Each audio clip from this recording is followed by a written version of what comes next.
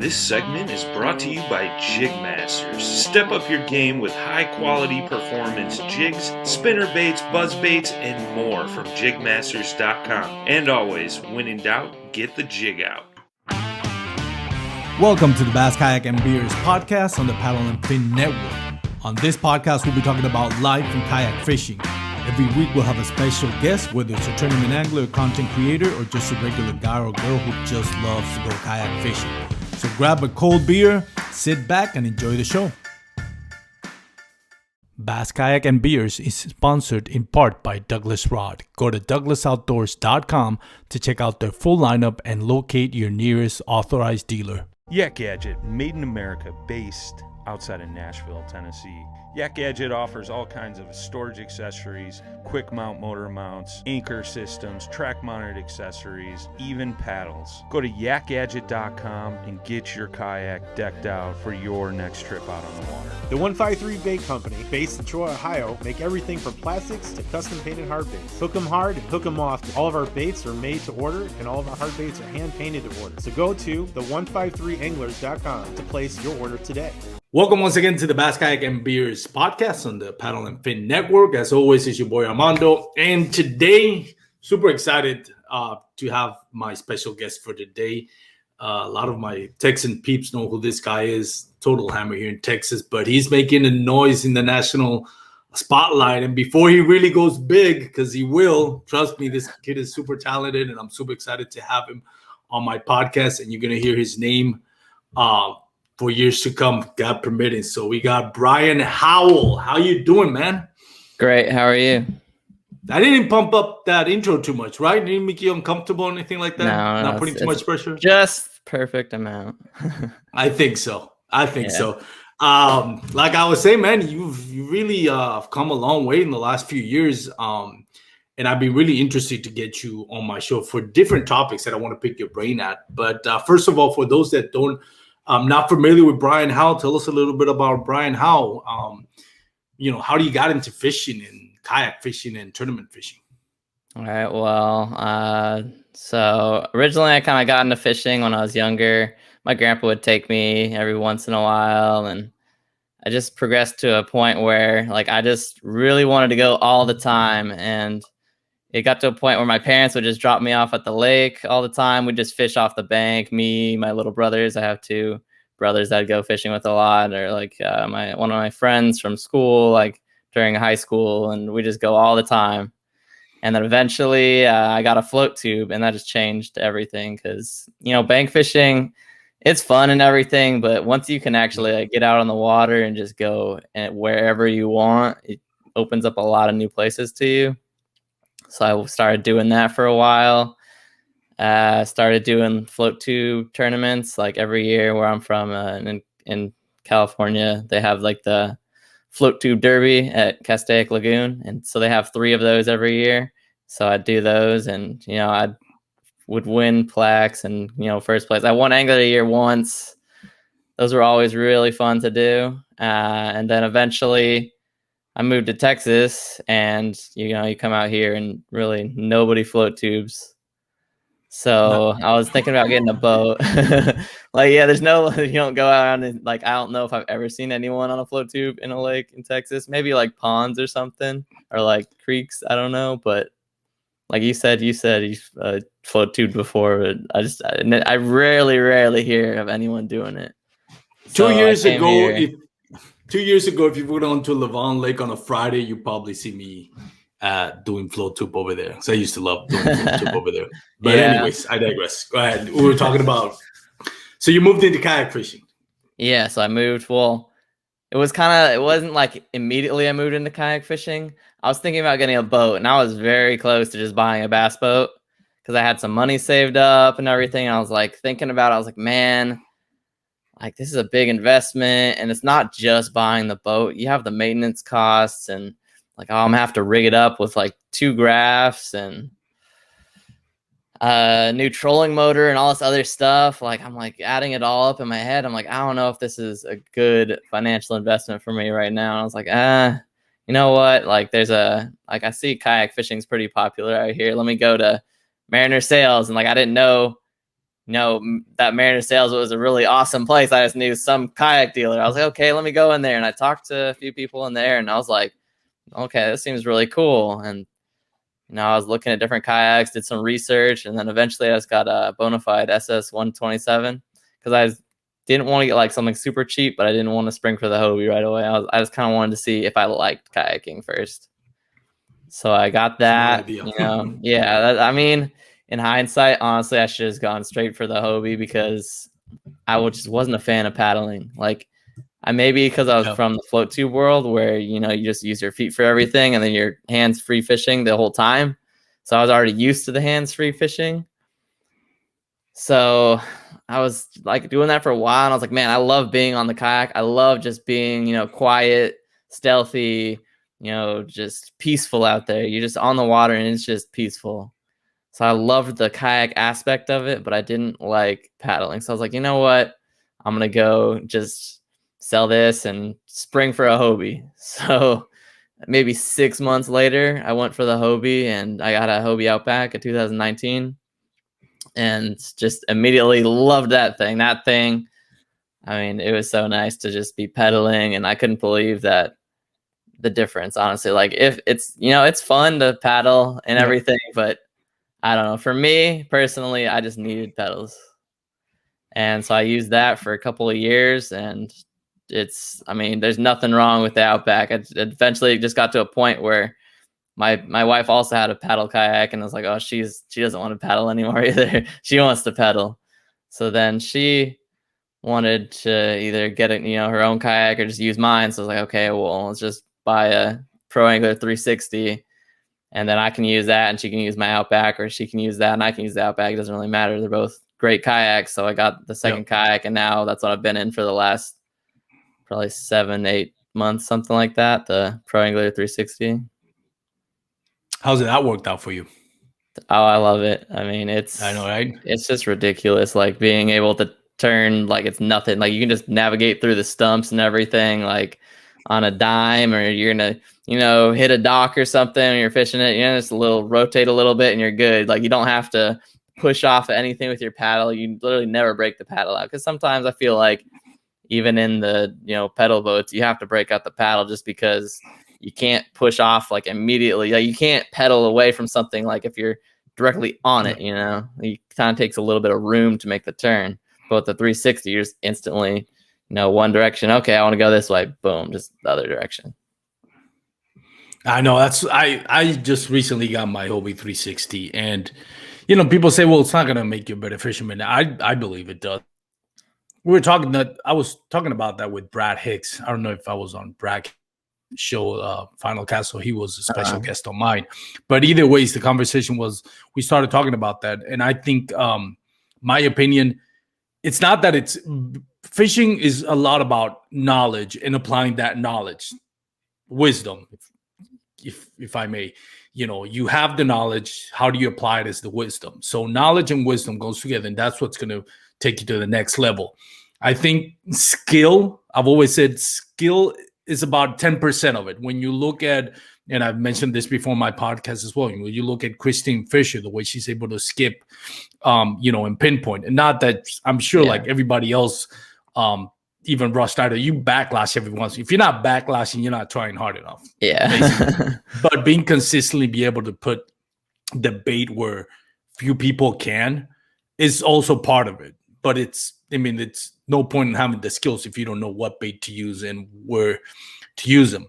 So I think, to me, I always say 90% of it is knowledge and applying that knowledge, wisdom, and 10% of it skill. That's just, kind of make up numbers, kind of, saying what's more important than the other thing. Athletic ability is, I don't think pedaling faster or casting longer is necessarily going to make you a better fisherman. It's going to win you in tournaments.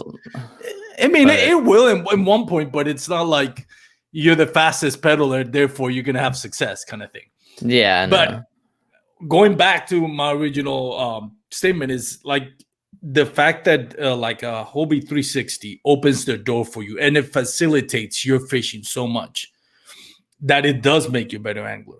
I mean, if you have already kind of like a basic fundamental knowledge of fishing and a little bit of skill, having a platform that's more stable is going to make you better. The fact that you can, like you just mentioned, you cast into a tree, which I've done more than I would like to admit, and I don't have to go all around just to get to the spot. I can just beeline it. I literally point the drive to wherever it is that the bait is, and it's a straight point. It saves me like 5 minutes, stuff like that. So I think it does. I'm not saying it's worth the investment if you can't afford it, but I do believe it does make you, if it opens the door. You know, for somebody that knows that's the basic knowledge of fishermen, it does open the door to become a better fisherman, I think. Yeah. To me, it's more about efficiency. Like, if you're more efficient on the water, your bait's going to be in the water more. So instead of, breaking out my paddle and pushing off and readjusting, I can just quickly dart over to the right or whatever, and boom, I saved myself a few seconds right there. And my bait's in the water a few seconds longer than, somebody that doesn't have the same boat. Or even people make the argument for like motors, like, oh, motors don't make you a better fisherman, or you're not going to be better with the motor. Well, you're going to be more efficient with the motor if you're going to be going faster, and you're not going to be as tired because you're just going to be going to your next spot. You're going to cover more water quickly with the motor because you're going to spend less time pedaling between the areas. You're just going to be going over there real quick. And then by the time you get to the area, you're going to be like at your peak physical, everything, because you're not going to be tired out from making a 4.5 mile an hour or 4 mile an hour pedal to the next spot. So to me, everything, it's all about efficiency. When of course, it doesn't tell you how to make a cast or like, oh, you need to use this bait, but it's efficient. It's more efficient. Yeah, I know. It's going to be like a motor is going to be, I think it's going to get work on the high pressure situations where a fish are off the bank, whether it's because it's too hot or too cold and you have to go deeper and it's windy and stuff like that. Yeah. Spawning, like we saw on Lake Fork, Nate Gloria, and I forgot who came in second place. They both had Outbacks with no motors on it. Yeah. And they both won because obviously if you're going to go in deep into, 2 feet of water, then at that point, spot lock or even high definition live target, whatever it is, it's not good.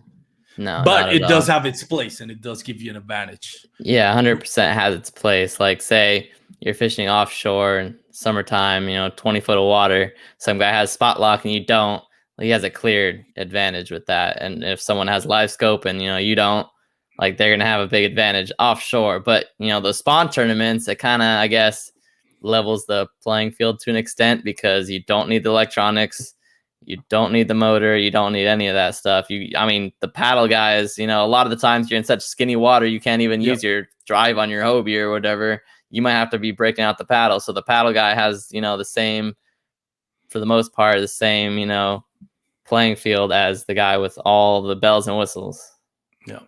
But even like Rolando Nandin, which I just got him last week, he won the TKC and he credited it to his live scope. He was telling me, I think either scope or live target is the one for Lawrence. Active target. Active target. Oh, I'm horrible with the names. Is that the one I think he has one of those two. I can't remember. I don't think he has the Humminbird. But he has one of those two.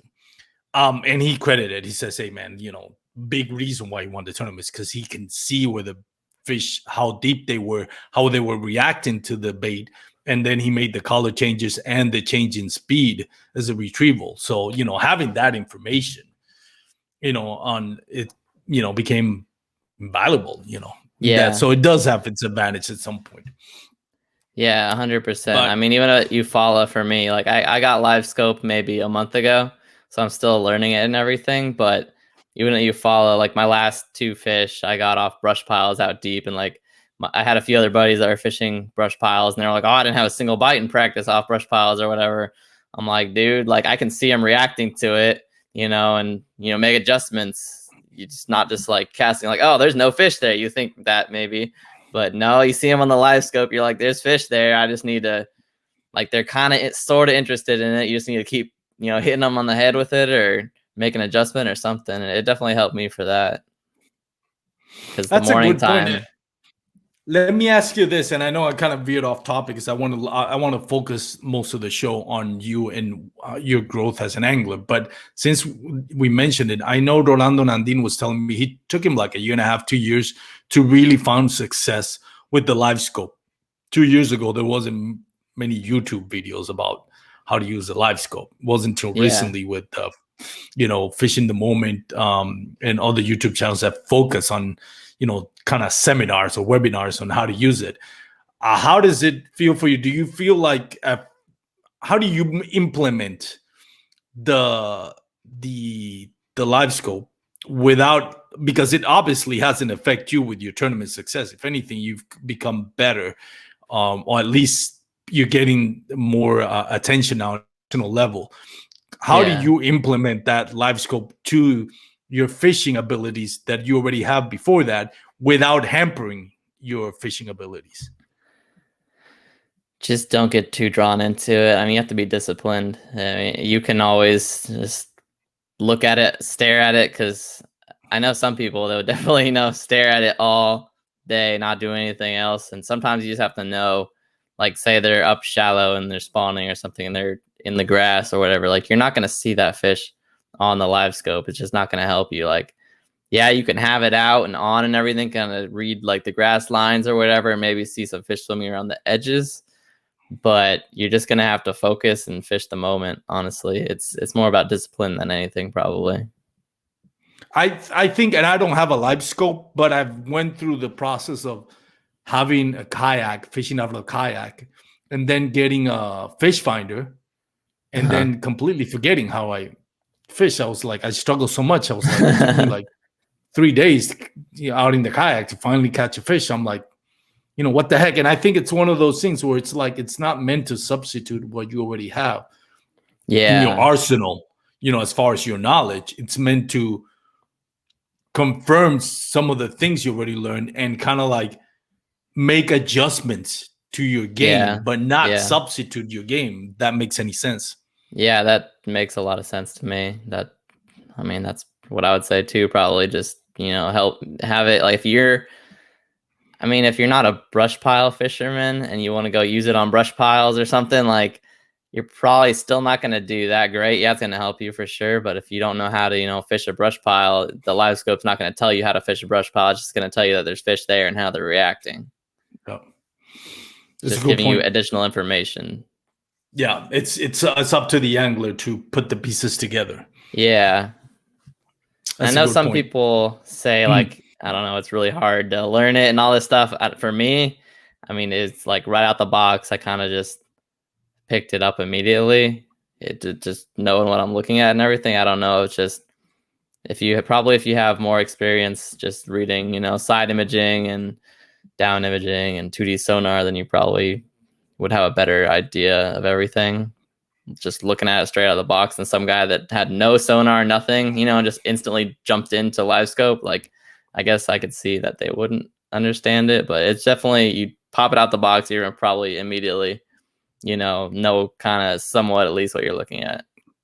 Yeah, and I think it also, and like I said, I haven't used live scope, and I'm not in your shoes to say that, but my guess, it's something like you're already an accomplished angler. You're very good at what you do. And that live scope, when you got it, it wasn't like a total revelation of like, oh, I didn't know that. To you, it was confirmation what you already knew. So it's like, yeah, this is what I already knew. I can just see it live now. But it wasn't like it taught you something that you didn't know, or it changed your game. It's just amplified the tools that you already had at your disposal. Yeah, 100%. I noticed, you see in certain guys like doing well, and like, oh yeah, you hear they had live scope and it helped them and everything. And you're like thinking like, it would definitely help me too. And I don't want to get left behind. Basically, that's how it was. Like, I don't want to be behind the curve when everybody has it. So I want to kind of get ahead of it a little bit. I'm by no means am I like early to it or anything. I'm kind of a little bit late, not compared to, I guess, the masses, but in relation to some of these guys that probably had it for over a year, 2 years. I don't know. Well, and that, I wouldn't say late, because it still is in infancy's level. 5 years from now, you're probably going to be like, man, I was one of the pioneers when it came to the live scope. Now it's complete. Now it's really video game, The probably. advances in technology is going to be like, you wonder what's going to be like 5-10 years from now, that technology. Yeah, it'll probably be insane. So you moved in from California and to Texas. How long ago was that? About 2.5 years ago. Oh, so you're just fresh out of California, straight from California, no stopovers, no Yeah, places in between. just like I lived in LA in California my whole life, and just one day I was like, you know what, I don't like it here anymore, and we kind of just moved a few months later and moved to DFW.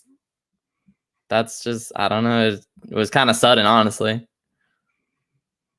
Oh, so it's like it wasn't something like you got planned or anything. It was just kind of like spur of the moment, situations changed, and you like have to go. Yeah, kind of. It was like one day, I think the story goes like my wife asked me like she was unhappy there, and then she was like, oh, like are you okay? Like I never asked if you're doing all right and everything. I was like, no, I don't really like it here and all this stuff. And then she's like, well, didn't even know that you didn't like living here and everything. And I was like thinking about it, like the only reason I live in California before was because I was born there and like my family's there and everything. But I just felt like it wasn't the place for me, I was like, there has to be somewhere better that just fits my lifestyle, I guess, better, and my just like in California, fishing is not. It's just not that popular, I would say, compared to Texas. Like you move to Texas and it's like fishing and hunting are a lifestyle. It's completely different. What part of California do you used to live? Los Angeles. Southern California? Yeah, Southern California. Oh yeah, it's a big difference. I have friends in Long Beach and San Diego and all that, and I like it, but I can't live there. I was like, yeah, exactly. Like it's nice. Yeah, it's nice to visit, and I mean the beaches are awesome and everything, but it's so crowded. There's traffic everywhere. The lakes are all small, and like there's nothing wrong with small lakes, but the rules that they have at the lakes is it's like Nazi level stuff, It's like, oh, you can't be here or there, and oh, the lake opens at this time, and if you're 5 minutes late, you're getting a ticket or whatever, and all this stuff. It's ridiculous out there. Yeah, I've heard a lot of stories about that. Yeah, they're just very strict about everything. And it's like, if they had rules like that at the lakes here in Texas, people would riot. Oh, no. I don't even want to go down that route. No, like, they would not let it fly. Yeah. Let's just say that wouldn't happen here. It wouldn't happen. Okay, right? So, no, it wouldn't happen. No. Man, they'll take away their guns before they can take away their right to fish. Oh my God. Yeah, that'll be the equal level as saying they're taking away their guns. But okay, so I have to ask you though, because you were on KBN, and much respect to Ryan Lambert, Lunch Buddy, which I'm a big fan of this, what he does on the water on his podcast.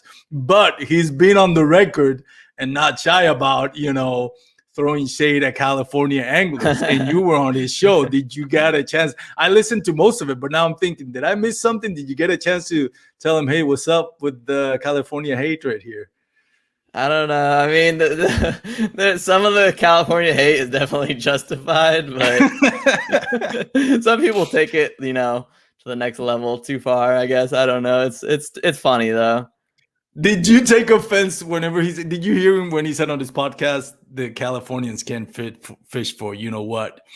And that kind of took a life on its own, that statement. Did you take offense to it? Did you like, hey, now? I didn't take offense to it at all. I mean, to an extent, he's right. Like, I feel like the level of competition, at least in the kayak scene so far, like it's not the same as, like Texas. Mm-hmm. Like Texas, you just have so many hammers. At least in Southern California, there's a few guys that are really damn good, and then you have everyone else which is just I don't want to hurt any feelings. They're okay, but they're not. It's not the same level of competition where you have just absolute hammers, and even just local events like here, you fish a local event. You have guys that'll just. Like you have to be on your game to win, even just a local event with 50 people, Yeah. To me, it's interesting. I've always find California interesting, both of it from a bass fishing standpoint.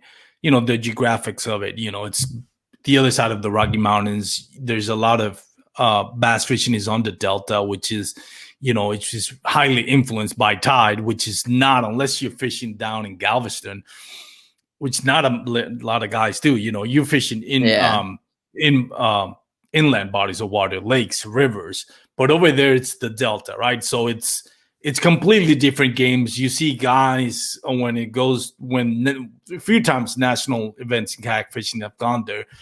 Pretty much only Russ Snyder, which was from Cali boy roots, to begin with. I think he had he run a fishing tour up in down there in California in the Delta, so he knows the area. But other than him, anybody that's not from California struggles just to make any meaningful place on any tournament that's being fished in California. But the other end, I don't see it. Not a lot of Californians make the drive to this side of the Rocky Mountains to fish. Yeah. But even those really that don't seem to have a lot of, they don't seem to have that much success. And I can get why. It's completely different. I wouldn't say completely different because I haven't fished in California, but I can see how it's very different. Something like, tidal waters, inland waters. It's just a different game, right? It's completely different. Even I've never fished the Delta, before. I fished the harbors for saltwater bass and everything in Southern California, but I've never fished largemouth bass, tidal waters, or anything like that. So I can't speak on that. But when I did move, it was almost I had to relearn to fish, kind of, because it was just so completely different. I could relate some stuff for sure, but it was you come here and it's the amount, just everything looks good when you in Texas, pretty much. In California, you had some reeds or something, there's fish in there, you're gonna catch fish because there's only that one little section of reeds in Southern California, on the lake, so there's fish there. But then you come to Texas and it's you have a mile stretch of reeds. Well, you have to figure out where they are in those reeds, right? Yeah. So what do you too much? What was other than that? What was the biggest challenge to Justin? You touched on it, but were there any other challenges out there, that stuff that you had to forget about as far as your techniques or approach that we do in California that you just completely forgot about and says this is not going to work in Texas? Anything like that stood out? Honestly, pretty much I think everything would work in both places. You will have to make adjustments, like drop shot. Everybody drop shots in California. It's just at the lake I fished, by far the most popular thing that people throw is drop shot. And you come here and some guys drop shot, but not even close to the extent of the guys that drop shot in California. And you can still drop shot here. It still catches me a ton of fish here, but you can't fish 4-pound line, 6-pound line. You got to up it to 10, 8 minimum, I would say 8 to 12, somewhere in there, if you're going to drop shot in Texas, because you're going to be fishing heavy cover. Versus in California, most of the lakes, are pretty barren. They just have rocks and sand and stuff like that. So you don't have to worry about a fish wrapping you up in timber. There's no timber. Mm-hmm. That's a good point. Pretty much everything else works too. Big swim baits, you can throw that. I feel like some of the stuff doesn't have it's not quite as good like big swim baits. I feel like in clear water, it just draws fish from so far that it's better in clear water, but you can still throw it in a little bit more stained water too, and it'll work. Just I feel like maybe not to the same extent. That's a good point. What do you think has been the biggest key for you to evolve in the last 2 years? Because, like I said, a lot of you've been here for the last 2 years. We've seen you in Texas local tournaments just completely put a beat down, and you have great success over the last 2 years. Even though there was a learning curve, now you've stepped into the national level, and we seen what you did on the Hobie B.O.S. We saw how close you were to landing the top 5 in Eufaula in the Bassmasters, which kind of broke my heart because I wanted to see. I was very much invested emotionally in seeing you succeed. And putting your name out there, because like I said, we know in Texas what the guys at fish tournament know that when they look at the tournament, the list of anglers, and they see your name, it's not a very comforting feeling to know that Bryan Howell is on this tournament. I mean, and as a competitor, I love it. One of the things where I love the TKC is because you fished in it, Guillermo Gonzalez fishes in it, Matthew Scotch fishes in it, so I know the level, it's not your small club. Nothing against it, but we know, you got the names out there that can be intimidating to fish with. I see it from like, man, I want to break bread with this guy. The only way that I'm going to be, up my game is fishing with people like this. It's just knowing that, hey, you know what, 80 inches are not going to cut it on this tournament, not with the guys that are fishing. So what do you think has been the biggest factor in your development as an angler that's gotten you to this level now? Probably just fishing my strengths, honestly. I mean, if you can go to any lake and just fish, like try not to just do some random thing that you have never done before at a tournament. Like that just doesn't make sense, right? Just go in with it and fish the moment, fish your strengths. What are your strengths now that you mention it? Oh, you have one other thing. Well, while you remember that, what is your strength? The other thing. But I would say my main strength is fishing grass. Like if there's grass, I'm going to find it and I'm going to fish it probably. I mean, I've done well in other tournaments not fishing grass, but my best finishes, I would say, are when I'm fishing around grass, like at Seminole, or I mean, I've done well at Fork a few times, and that was for the most part, other than one of the tournaments I was fishing grass. One of them I was flipping buckbrush, but I like flipping too. So flipping and fishing grass, like if I can do those two things, I'll generally do well in a tournament. That's interesting because I figured that would be your weakness, though. Like you just mentioned, you don't have grass in California, so you fished 10 years fishing without grass, and now 2 years just fishing with grass, and it's become your strength. Well, here's the thing: the place that I fished in Southern California, it's a big bowl, right? There's like no points. There's not really many drop-offs. There's like one or two. There's like not much rock other than just riprap. There's plenty of riprap, not any other real rock though. And there's not brush piles, nothing like that really. So you have just a big bowl, but the whole north end of that bowl is grass, just straight grass pretty much. So you have a huge grass flat. So basically my entire life I've been fishing grass. So I'm really good in grass. I'm super comfortable with it. In California, the grass kind of dies off completely in the wintertime almost. So, you'd have maybe 3, 4, 5 months with no grass, and the rest of the year you'd have grass, and I would just fish that every, float tube tournament, anything. I would just be up on that north end of the lake, just hammer it out in the grass. That most of the other lakes don't really have too much grass, but that one has it mats up in the summertime, like if you looked at it on Google Earth, you'd be like, man, this looks like an awesome lake. That makes sense though, because that was the one lake that were probably like really transitions well with what you fish in Texas. So it's one of those things where it kind of like hone your skills and you move to the ideal spot now that you're in Texas, because that's what a lot of what the lakes you can see here. So I would have thinking, well, if it's not that many grass lakes, then how is? But now I can see how it really, because you had like when you look at a lake like that, most bass are just going to hang out where the grass is because that's where the structure is. Everything else is just like a cereal bowl. There's nothing else bottom. around. There's just mud bottom. I mean, they all just, like that's kind of how it is though. When there's no grass there, like pre-spawn, they'll just kind of roam out on that flat, and you just drag a worm or a drop shot or something around that flat because they're just in random spots just, I guess, cruising around. But once the grass is up, it all just draws them right to that grass, and they just hang out there for 6+ months, and you can just throw chatterbaits, frogs, punch, whatever you want, and just get really good at that. So like I would say my main 2 favorite baits would be like a chatterbait and a lipless crankbait. And those are like the 2 things that, I would just fish in the grass so much. Like I have so many wins like in float tube tournaments and stuff just from fishing a chatterbait or a lipless, Yeah,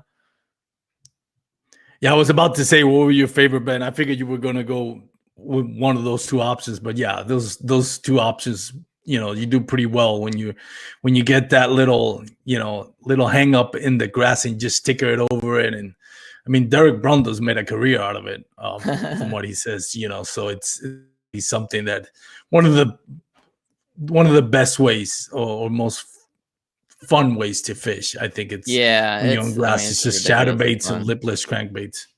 Yeah, like to me, the only more fun thing maybe is like punching. Like I love punching. I didn't really do too much punching in California. Honestly, I had only caught a few fish punching on that lake, just because I don't know. I think maybe it takes a little bit higher skill level, or just I couldn't wrap my head around it or something. But then I come here and I just punch my heart out and catch a ton of fish doing it.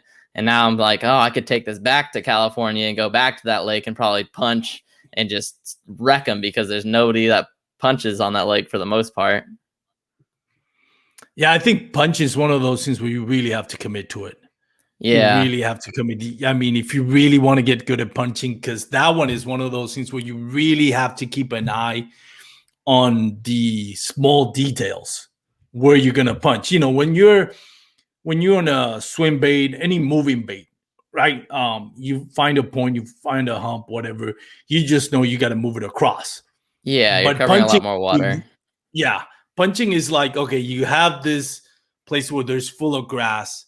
Where in this big lot of grass would the fish congregate? Because a lot of it is you're not going to see it from the surface.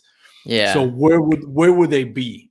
And, what is it going to... I think it's really, more than anything, punching really takes, like, you really have to pay attention to everything that's surrounding you and looking for clues on where you're going to punch. You're not going to cover a lot of ground because you're just going to flip it in one spot, dangle it a couple of times, then reel it back up. If that doesn't work, so it's going to be like very methodical movement. If you want to cover a lot of ground, it's like, you punch here, then 2 feet to the right, you punch, or 2 feet to the left, 2 feet from, it's very methodical. You really have to commit to it, in my opinion. Yeah, you do. I mean, that's kind of like what part of the issue probably was. I'd probably punch 10 minutes on that lake, and I'm like, I'm not catching it. I only pick up a chatterbait, and then you just throw a chatterbait. Oh, I caught one on it. Well, I mean, if you just stuck with the punch a little bit longer, you might have caught, you might have gotten to one little stretch where you caught 5 in, 20 minutes or something. Yeah, and like you said, it's not a movie, but it's not something you can, okay, if I miss the cast, I can just swing it around, I can just angle my rod and then kind of get it. Punches, if you didn't really get it where you wanted to, then you're going to have to reel it back up and reel it back again. Yeah. And throw it back again. So it's a fun way to fish, though. For sure. Yeah, it is. I would say my favorite thing, hands down, has to be punching. Like, people love topwater and frogs. Like, that's got to be in my top, probably my top 3, 4, something like that. But the punch bite, I don't know. The way they hit it sometimes, they just destroy it, and just the big rod with the big weight, straight braid, just that hook set. I don't know. There's something about it. Yeah. Yeah, I got a chance to do that last week. I'm not going to say where it is because Sher Karbashian is probably going to kick my butt if I say where I was, and she loves that place. But it's just clear water and a lot of grass. I got to do a little punching of it. And I actually was about before you got in, I was kind of was about to post a video on Instagram. Oh yeah. One I caught punching, but yeah, it's super fun. It's definitely fun. Oh, yeah. You just have to commit to it. It takes a lot of practice. Not just flipping, 100%. But just knowing where to flip, being accurate and knowing where to be accurate. But it's super fun, definitely. So now that you've in Texas, you've also had success outside of Texas. We know, like, like I mentioned before, guys here in fishing Texas know who you are, know how good you are. You know better than yourself how good you are. When you look at what you've done in the Hobie B.O.S, when you look how close you were to in your Eufaula to finish in the top 5, and we saw that video you posted on Instagram. You know, you missed the hook on a huge bass on top water, which could have moved you up with top 5, even maybe could have won it. I don't know how, can't remember I how don't far know behind you about got, that, but I think it definitely would have been a top 5. definitely. But Yeah. it's the, I mean, it was you just that one miss hook set that would have landed you in another, you know, premier national event. When you look at what, and I don't want to, you know, say that you comparing yourself, but for the sake of the podcast, and how do you compare yourself when you look at other great anglers like, you know, Christine Fisher, Russ Snyder, Jody Quinn? Where do you see yourself in that list? I mean, honestly, still, it's like, it's weird that people now compare me to them because, you know, when I was first starting kayaking, everything's like, oh, those are like the top hammers, like they're, you know, the top people in the sport. And then now people are putting me up with those people. And I'm like, wow, it's really like, it's like, oh, am I dreaming? Like, I don't personally, you know, I mean, people like put me in their, you know, top 5 list and all this stuff. And I'm like, all right, like if you think I belong there, okay. But I don't know if I even believe it myself, you know, sometimes. Do you feel like you belong in that list? Or do you feel like, nah, you still have ways to go? I mean, be now honest. maybe You know now that I yourself. have, you know, some top finishes, like wins, because like when I won Seminole, I was like, okay, you know, that maybe, and then like I get the second at Dardanelle, and I was like, okay, well, now I'm doing like consistently well in national events, so now I could understand it more, you know. But before, like people knew how much skill I had and everything, and like they saw what I was doing in Texas. But it's a different animal kind of to take it to, you know, the national level and just go on some lake that you say have never been on before, or you've been on, you know, once, like for the last tournament a year ago or something, and you do well there. It's just a different animal when it's not your home lake, or it's not something where you can go like all the time, you know. Like, because there's probably plenty of guys like, oh, this guy's a hammer, but he's just, it's his home lake and he just smokes him there. You know, you put him on somewhere else, he might not do very well, even though he's an absolute hammer somewhere else. Yeah, I think that's the biggest debate always in kayak fishing. It was like, oh, was he fishing in his home water? Was his home advantage? You know, and I get it. You know, to a certain point, I think it can diminish it. I really think in order to rank somebody, says, hey man, like Russ, as nice as you want to be on a podcast, and I look at it from and I was talking this with Bailey Eichbert, who also has a podcast. He was 2 weeks ago. We were talking about, you know, kind of ranking other anglers, and it's not that I consider myself any better than anybody else. No, of course not even close. But I have a podcast, and I have to approach it from journalistic point of view. You know, I have to give my opinion on things. Yeah. Not because I'm better at it, but just because the observations. I'm constantly having to, you know, trying to have a pulse on what's going on in order to comment and not say idiotic stuff or things that are not correct, you know, on a podcast. So from that point, when you talk about, let's say, Russ Snyder, who has done it everywhere, you know, there's a point where you say, you know, you want to give, as from a podcast point of view, you want to give the accolades to everyone out there, but there's a point where you're diminishing what other people like Russ Snyder, like Christine Fisher is doing, when you're just handing out those compliments to everybody out there just because they won one tournament, you know.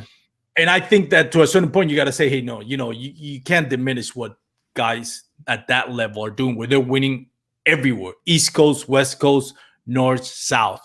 Now, you obviously on the cusp of that, you've proven that you can not only win in Texas, which is not an easy feat at all, considering the guys that we have fishing here, but you've done it, you you've done it in California, winning your local tournaments in California. So you've pretty much gone coast to coast. So I think from that point of view, you're in the cusp of something that people are going to notice. Okay, this is not just a one-hit wonder or some guy that's just good at this region or at this type of lake. This is a guy that can mix it pretty much everywhere and still come out with if not a win, a respectable result.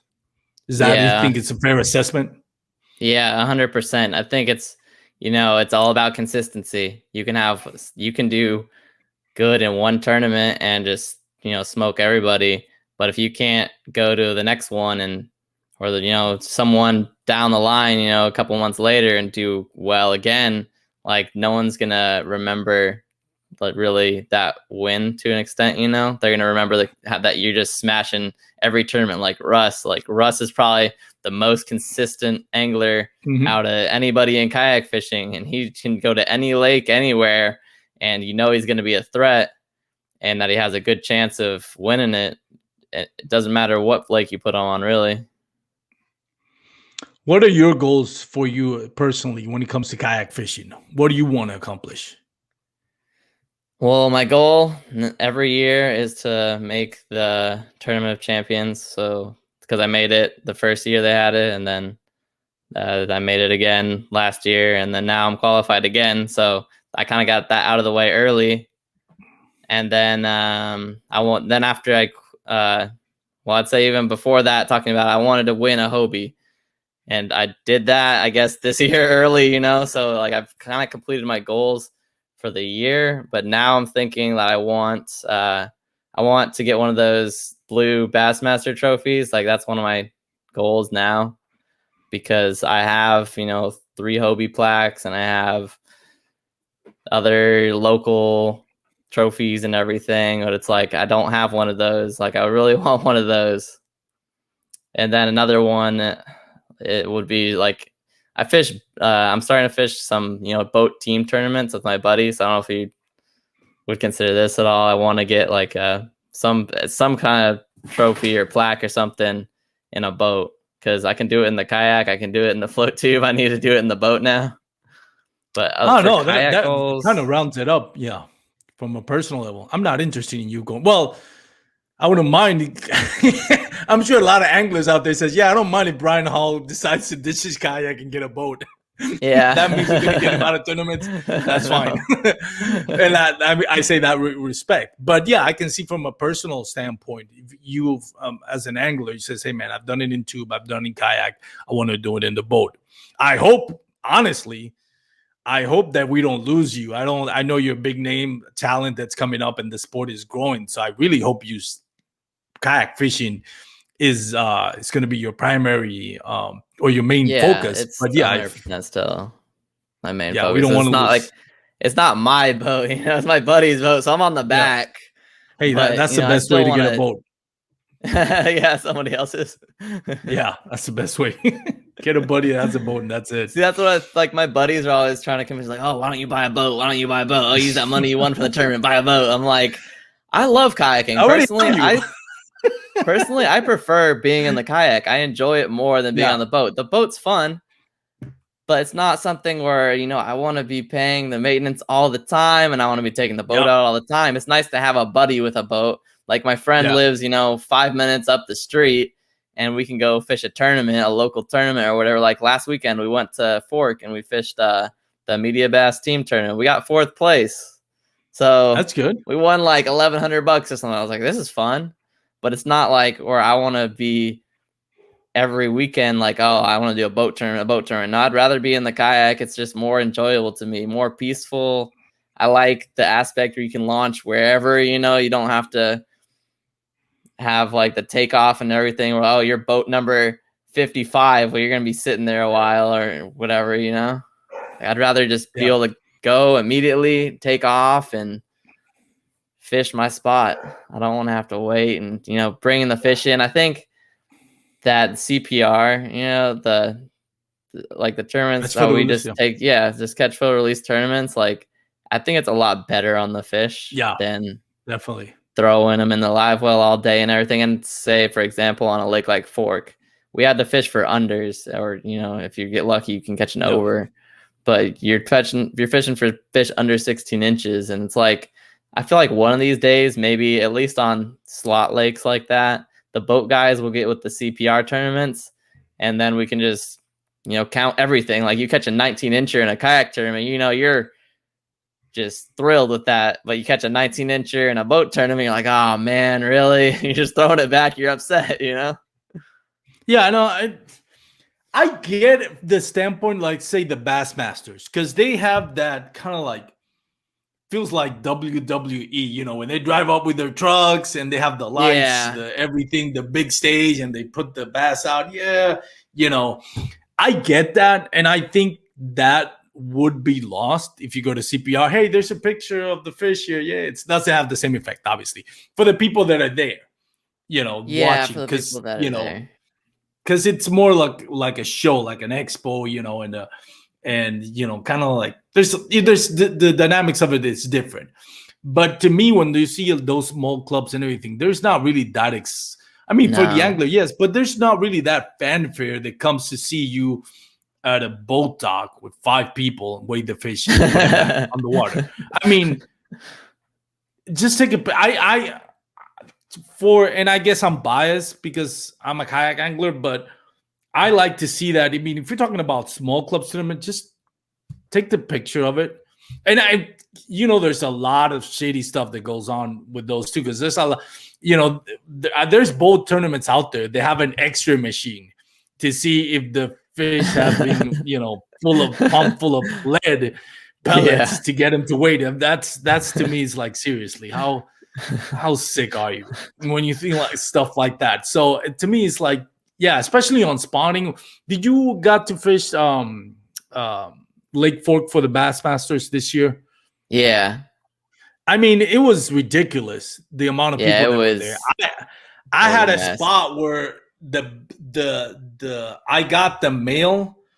The spot was blown up because the guy, when I went to pre-fishing, I saw the nest. I'm like, okay, this is where I'm coming tomorrow.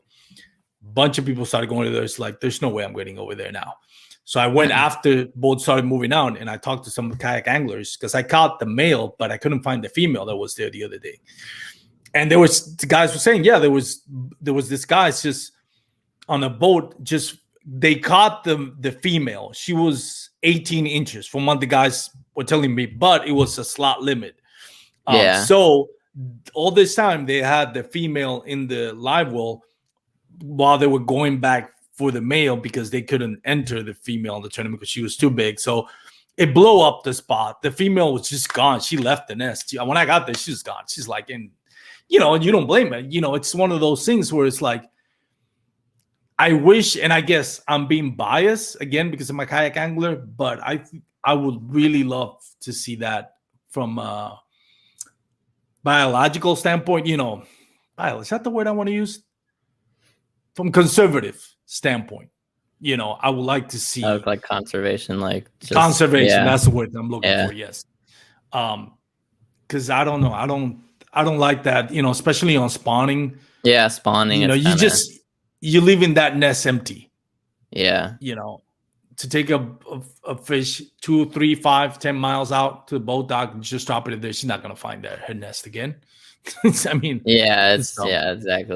I think there was I watched some video about a study they did about the fish like that, they weighed in and everything, and most of them kind of stayed around where they released them for a few months, and then they kind of dispersed after that. But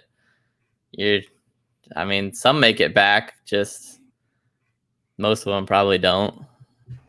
They're just gonna hang out, they're gonna find new spots or whatever. But they also make the argument that it's the amount of fish caught and weighed in by tournaments, is not a huge significant amount of the fish in the lake. It's a small percentage of the fish in the lake. So that's true. But when you look at Lake Fork, which I've gone on a Monday, and there's a freaking tournament on a Monday. On a Monday. It's like if you say, yeah, there's one tournament, it's not one tournament. It's every day you have a tournament. In spring, every day you have a tournament in Lake Fork, pretty much. Yeah, Fork gets hammered. But yeah, I'm not exaggerating. I'm exaggerating when I say every day. Maybe not. But I'm not exaggerating where I tell you I've gone on a Monday and I've seen boat tournaments over there. And again, I'm not saying they can't fish because we do it as kayak anglers. I'm just saying I wish they would transition more to instead of waiting, taking to dock, just like CPR format. Yeah, I think it would make. Yeah, I feel like on fork it would make a lot of sense because of the slot limit. Like, wouldn't you want to count those 4-pounders you're catching? Yeah. Like, I mean, if you, it's one of those things where you're like, well, I'm too good to be in this tournament. You know, it's not me. I'm not saying let me clarify that. As somebody that's really good at fishing and is kind of like, catching big fish is becoming art and second nature. That's great. You're gonna suck at this tournament because half your fish you're not gonna be able to put on the spot. Kind of thing. It's like it's not a good measure of who's the best fisherman out there if the guy who's really slaying them doesn't count. Yeah, kind of to an extent. Like when I was fishing the tournament last weekend, it was like you had to go at it with a different mindset. You couldn't go into it and throw your normal baits because you're just gonna be catching, you're like, 18 let's throw inches all Ned day. rigs. Yeah, exactly. Throw a Ned rig, throw like a finesse spinner bait, throw just I came to Lake Fork to throw a bit. Ned rig. Yeah. 14-inch bass. Yeah, you have to do that. Like that's what I was throwing a Ned rig, a finesse spinner, my buddy. Yeah, and like you're throwing something bigger and like, dang it, like I caught a 4-pounder. Like in the tournament, I caught like 2 4-pounders, and I was like, you get disappointed when you see him jump. You're like, man, really? It's a slot.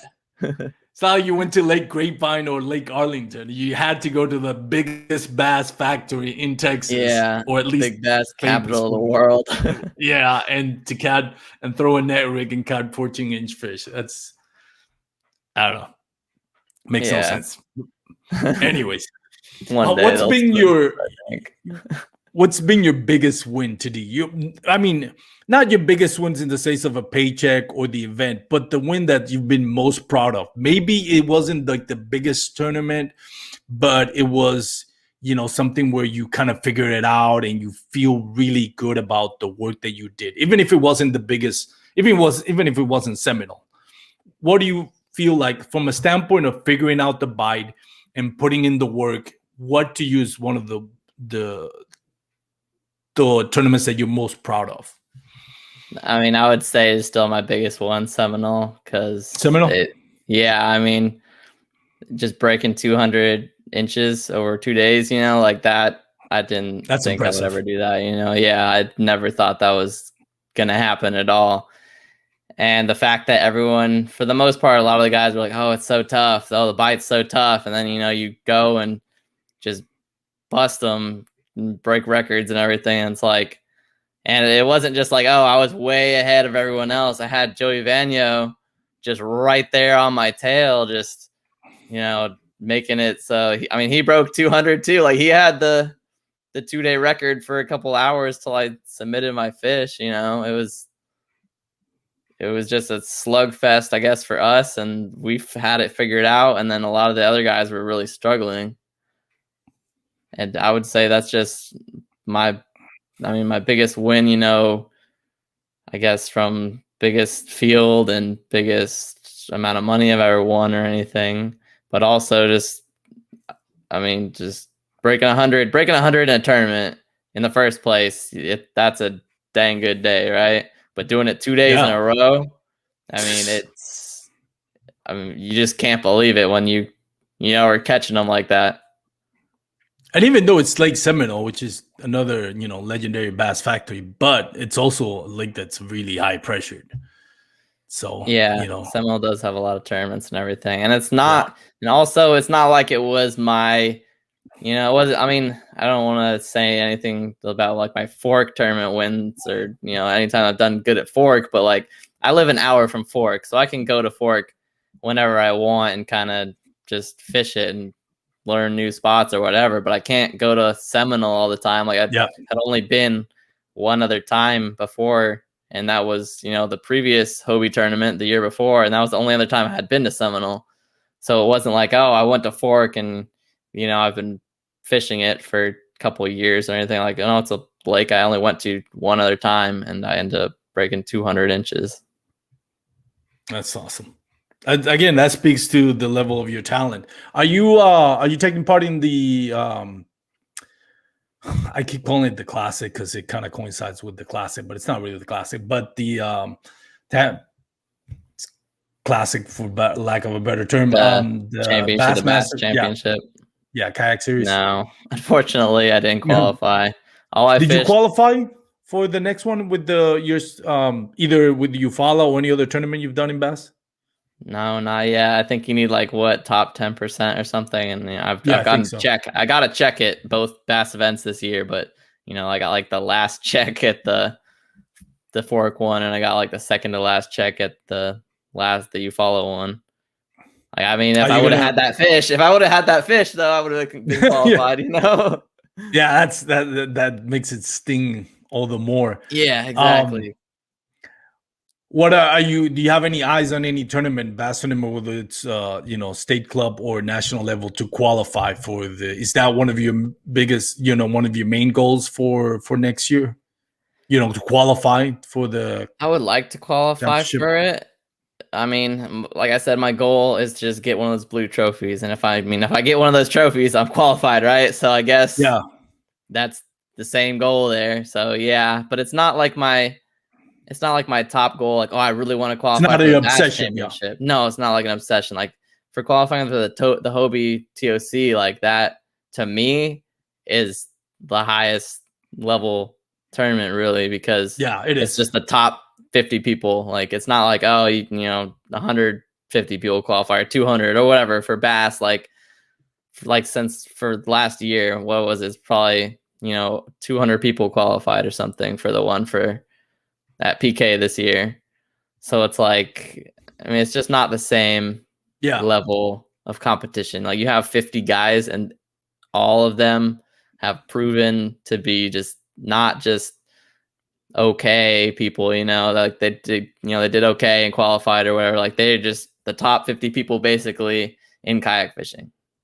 Yeah, and I have to agree. I agree with what you're saying right there, 100%. I also agree with what Ryan Lambert has mentioned on his podcast and on his Facebook group. And it's the fact that Bass, we're all happy that Bass Nation is getting involved in kayak fishing. I still don't feel like they're giving us the due respect. I really think, in offense to Steve Owen and Dwayne Valley, because I know they're doing their part. But Bass as an organization, they're not. I don't expect them to make kayak fishing like the center of their sport, because obviously they got bigger fish to fry literally with what they're doing, Bassmaster Classic and all that. I don't expect kayak fishing to take over that, but I do expect by now, the second year, that some changes will have been made to show a little bit more commitment on their part to the sport, instead of just like, hey, we're here to take money. Again, all the respect to Steve Owen, Dwayne Valley. I know they're doing a good job. I don't put it on them, but I still feel, with all the respect, that Bass is not. It's just really in it for the money right now. As far as kayak fishing, I think there has to be an angle of the year points. I think the again, I keep calling it the classic. It's not the classic, but the kayak series championship should be more of an elite group. And I like what they're doing with the local clubs, though. Tennessee has one. I don't know when Texas. I thought Texas was going to get. I mean, there were talks that Texas was going to have. Yeah, there's talks that they got really. I don't know. I heard that they were actually scheduled, and events was already put in place, and everything for Texas. And all of a sudden, I don't know what happened, that those plans never got through. I don't know. I really don't know. But I remember scheduling some stuff, and somebody told me, well, Texas is going to have its own Bass Nation, Texas Trail, club, and whatever you want to call it. And it falls on this date. So it's like, there's not only is it official, but it says, well, it's not official, but they already have the schedules they want to put out. I'm like, really? And then nothing. Then I never heard from it again. So I don't know. Yeah. Two quick. I know we've talked for an hour, and I don't want to keep you, take too much time away from you. So I appreciate you again coming in. There's two things that I want two things. First of all, I want to let you, give thanks to everybody you want to thank, sponsors, family members. What do you want to thank? But I also wanted to ask you, and I'm going to put you on the spot. If you answer, if you want, if not, you can always edit this part out. TKC, not blaming anybody, but there was a point where something happened and a lot of people felt that you got wrong. Apparently that thing got fixed. Shout out to KBN Group for all the crap that the KBN Group takes. They do a lot of wrong things and they make a lot of wrong things right. And one of those things we can completely credit it is to Bryan Howell getting his money like he should have, or not having to pay the money back or paying it back and getting it back, whatever the case was. Thoughts, not going into detail if you don't want to, but has that been resolved and you okay with the outcome and how things are? Any hard feelings to what happened to TKC? So it was resolved. I got the money. I mean, I lost like the spot for AOI. Like I dropped down and something else. I don't know. It's not. I mean, it wasn't like 100% right, but they did their best they basically could after everything happened. And I don't have any hard feelings towards those guys at all. They changed the rules. They made, fixed basically everything that I had brought to their attention. And now, I fished the Hubbard Creek event and that was fine and everything. And I'll still probably fish more. So nothing against them anymore.